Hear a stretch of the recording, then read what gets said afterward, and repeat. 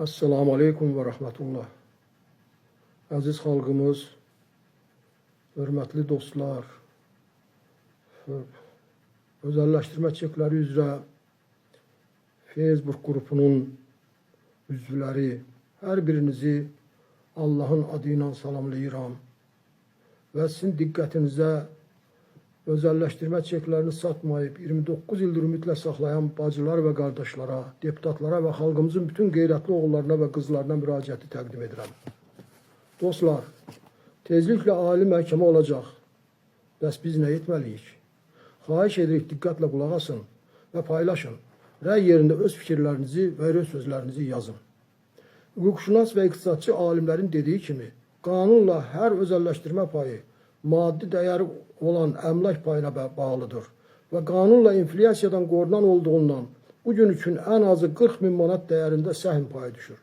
Mülkiyyət hüququ olan özəlləşdirmə payları verilən zaman qüvvədə olan qanunla bütün özəlləşdiriləcək orta və iri müəssisələrin 65%-nin dəyərinin ödənilməsi ancaq özəlləşdirmə çekləri ilə aparılmalıdır. Qanunla qoyulmuş bu qayda və hüquq sonradan konstitusiyaya zidd olaraq dəyişdirilə bilməz. Dostlar, bilin ki, qanunla gec və ya tez ancaq sokar özəlləşdirilərsə, onun səhmlərinin 65%-nin dəyəri çeklərlə əvəzlənməlidir. Vətəndaşlarda qalan 1.500.000 özəlləşdirmə payının hər birinə qanunla ən azı 40 min manat dəyərində səhm payı düşür. Azərbaycan İnvestisiya Holdingində özəlləşdirməyə açıq olan onlarla belə dövlət əmlakları var. Bundan başqa, xarici və yerli şirkətlərə icarəyə verilmiş dövlət əmlakları da gələcəkdə özəlləşdiriləcək. Yəni, hüquqşünas alimlərin də dediyi kimi, dövlət qanunla zəmanət verdiyi özəlləşdirmə çeklərinin inflyasiyadan qorunan maddi ekvivalent dəyəri bugün dövlət komissiyası yaradılaraq hesablanarsa, bəlkə də 100 min manat olar. Qanunla əgər özəlləşdirmə çekləri dövlət tərəfindən qanunvericiliklə dövrədən çıxarılmayıbsa, özəlləşdirmənin çeklərsiz aparılması xalqa qarşı cinayətdir. Qanunla özəlləşdirmə payının pul və ya dövlət qiymətli kağızı olan özəlləşdirmə çekləri formasında verilməsindən asılı olmayaraq, özəlləşdirmə paylarından istifadə edə bilməyən vətəndaşlar, dövlət investisiya fondları yaradılanda öz paylarını bu fonda qoyaraq hər il dividend almalı idi.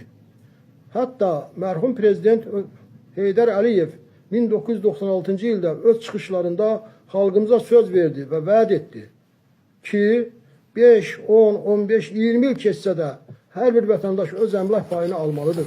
Çünki bu, ata-babalarımızın qanı, canı və bizim əziyyətimiz hesabına qurulmuş dövlətdən düşən miras mülkiyyət payıdır.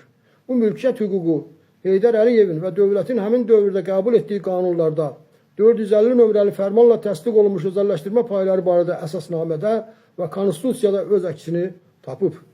Bildiyiniz kimi, dövlət özəlləşdirmə çekləri qanunla verilib. Mülki məcəllədə mülkiyyət hüququ verən qiymətli kağız olduğu açıq-aydın yazılıb. Bu isə o deməkdir ki, sonradan qəbul olunan heç bir qanun və ya fərman bu çeklər verilən zaman qüvvədə olan qanun qaydalarını konstitusiyaya zidd olaraq nə məhdudlaşdıra, nə də ləğv edə bilər. Bildiyiniz kimi 700 adamın iddiası və 3500 adamın 3-cü şəxs kimi iştirak etdiyi məhkəmə işi ali məhkəmədə baxılması üçün göndərilib.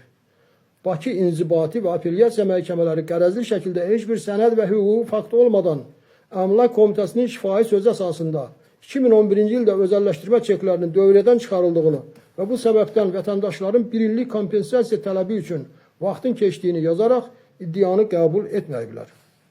Bütün xalq bilir ki, bu belə deyildir. Çünki qiymətli kağızların dövrədən çıxarılmasına əvvəllər qanunvericiliklə cavabdeh olan ali dövlət orqanlarının həm qiymətli kağızlar komitəsinin, həm də Maliyyə Nəzarət Palatasının rəsmi sənədlərində 2017-ci ilə qədər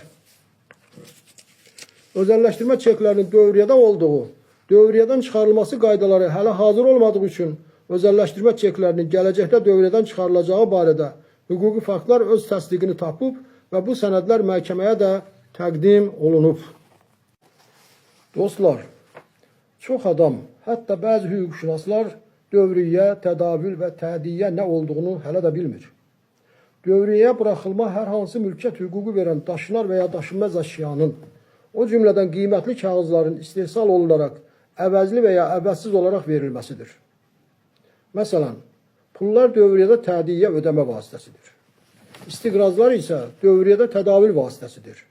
Yəni satıla və banka girov qoyula bilər. Diqqət edin, özəlləşdirmə paylarının, çeklərinin başqa qiymətli kağızlardan üstün sənət cəhətlərindən biri odur ki, çeklərin dövriyyədə həm tədavül, həm də ödəmə tədiyyə vasitəsi kimi istifadə olunması birbaşa qanunla tənzimlənib. Diqqət edin, özəlləşdirmə payları, çekləri qanunla 3 illik tədavül vasitəsi idi. Yəni bu 3 ildə çeklər satıla və bankda girov qoyula bilərdi. Bu ən çox investorlar üçün maraqlı idi. Ancaq çeklərini satmayan vətəndaşlar və investorlar üçün qanunla bütün özəlləşdiriləcək orta və iri müəssisələrin 65%-nin dəyərinin ödənilməsi zamanı çeklər bütün özəlləşdirmə dövründə müddətsiz olaraq ödəmə tədiyyə vasitəsi idi. Özəlləşdirmə qanununun icrası üçün Heydər Əliyevin imzaladığı və bugün də qüvvədə olan özəlləşdirmə çekləri haqqında əsasnamənin 5-ci bəndi ilə bütün özəlləşdirmə dövründə ödəmə vasitəsi kimi çeklərin qəbulundan imtina etmək qəti qadağan olunur. Yəni, tədavül vasitəsi kimi çeklərin dövriyyədə istifadəsi qanunla dayandırıla bilər. Ancaq qanun bu halda özəlləşdirmə paylarının yenə də dövriyyədə qalmasını və ödəmə tədavül vasitəsi kimi bütün özəlləşdirmə dövrü üçün istifadəsini birbaşa tənzimləyib. İmperativ qayda olaraq özəlləşdirmə zamanı istifadə olunmayan özəlləşdirmə payları qanunla ancaq və ancaq dövlət tərəfindən yaradılacaq investisiya fondlarına qoyularaq dövriyyədən çıxarıla bilər. Mərhum Heydər Əliyev vəfatından sonra Prezident İlham Əliyevin etibarından sui-istifadə edən oliqarx məmurlar 2004-cü ildə ilk dəfə olaraq qanun qüvvəsində olmayan fərmanla güya özəlləşdirmə çeklərindən istifadə müddətini artırmaq adı ilə ödəmə tədiyyə vasitəsi kimi müddət qoydular.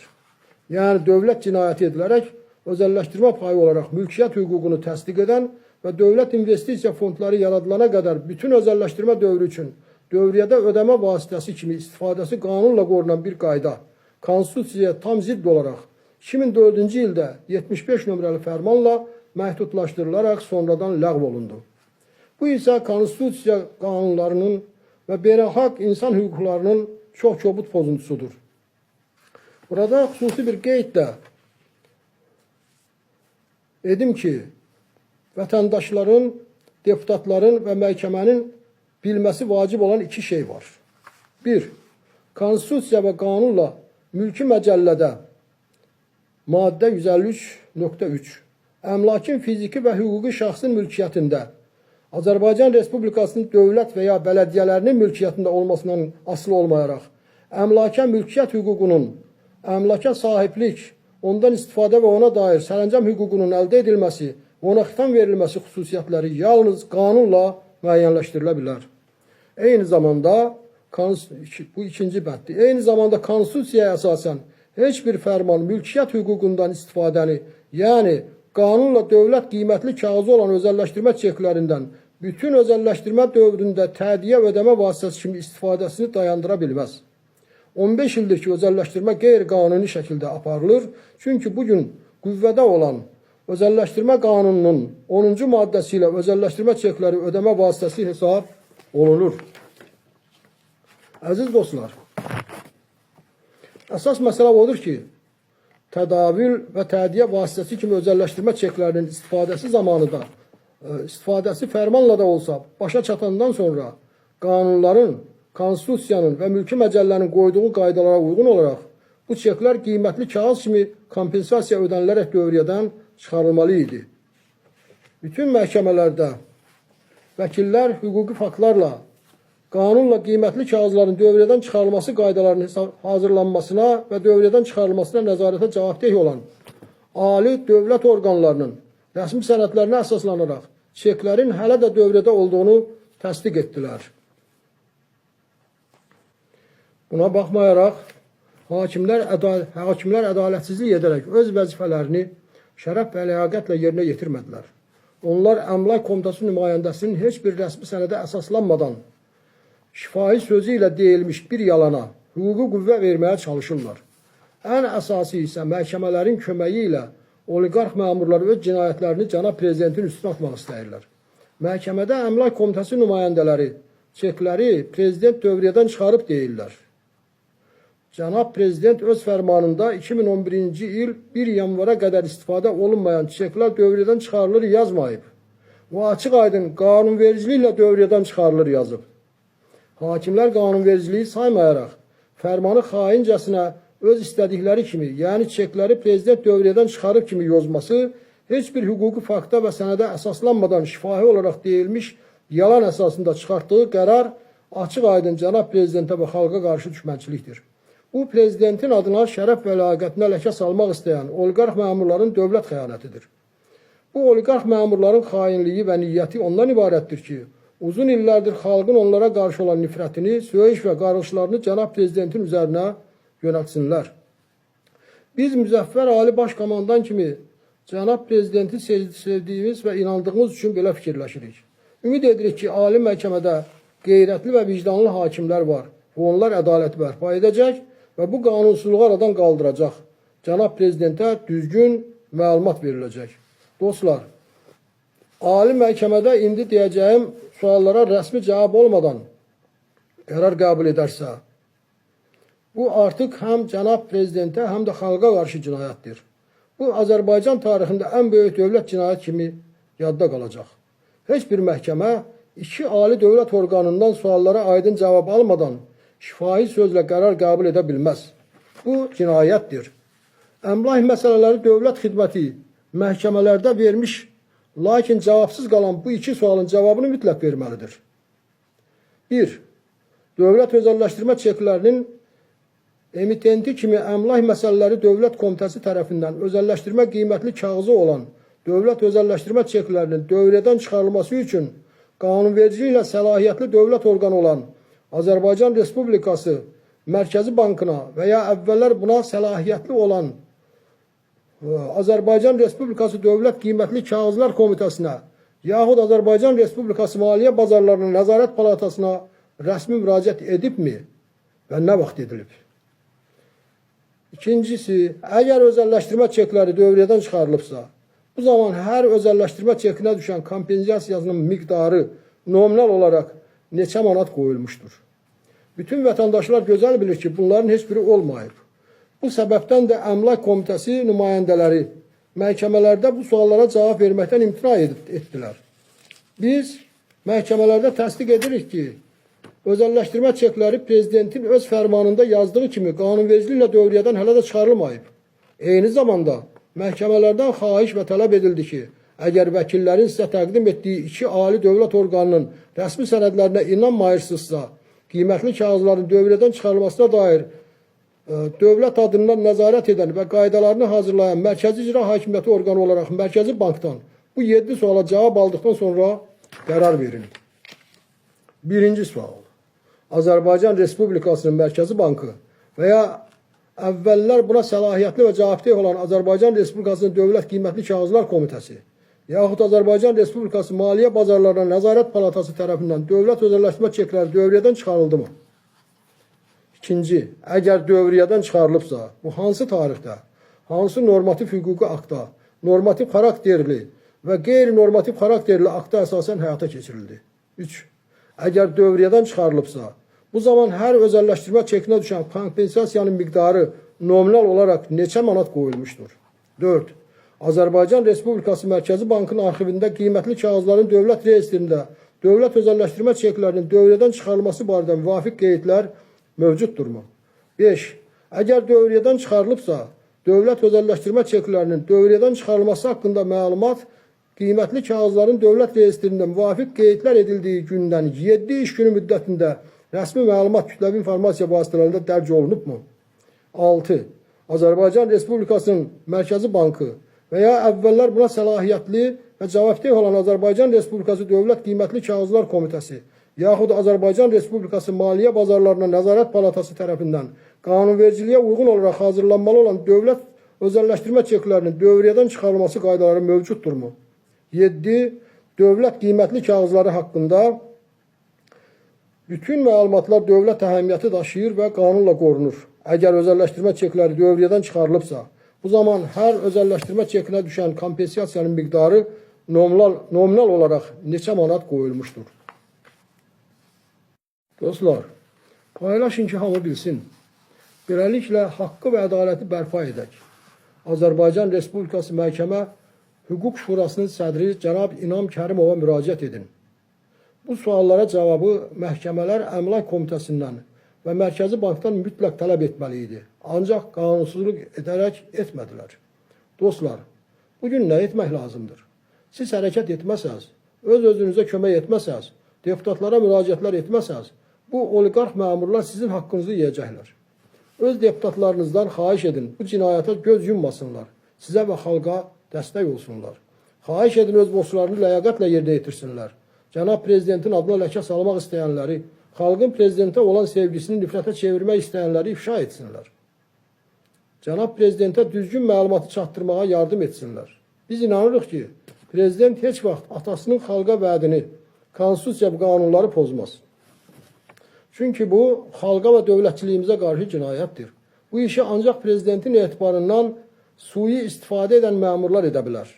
Əgər ali məhkəmədə ədalətsizlik edərsə, vətəndaş olaraq hamı Avropa məhkəməsinə şikayət etmək məcburiyyətində qalacaq. Dostlar, çox maraqlıdır ki, əvvəllər hamı Kərəm Həsənovu söyürdü. Ancaq özəlləşdirmə çekləri qrupunun ağsaqqalları 15 aprel 2025-ci ildə prezident aparatında onun qəbulunda olanda o açıq aydın bir mesaj verərək vətəndaşların qanunla bağlı, qanunla haqlı olduğunu izahını vermişdir. Demişdir ki, əgər özəlləşdirmə çekləri qanunvericiliklə dövrədən çıxarılmış olsaydı, o zaman bu çeklər 100 minlərlə insanın evində sağ-salamat qalmazdı. O demişdir ki, dövrədən çıxarılan qiymətli kağızlar qanunla mütləq şəkildə məhv edilməli idi. Eyni zamanda, əgər çeklər qanunvericiliklə dövrədən çıxarılsaydı, heç olmasa bu vaxta qədər bir-iki vətəndaş kompensasiya almış olardı. Gec də olsa, Kərəm müəllim sağ olsun, vətəndaşların tərəfində olduğunu deməyə çalışıb.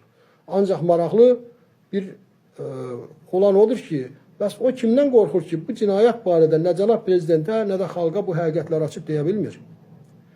Dostlar, qədim kitablarda yazırlar ki, eyni vaxtda 40 adam tam ürəkdən 40 gün eyni duanı edərsə, bu hadisə mütləq baş tutur.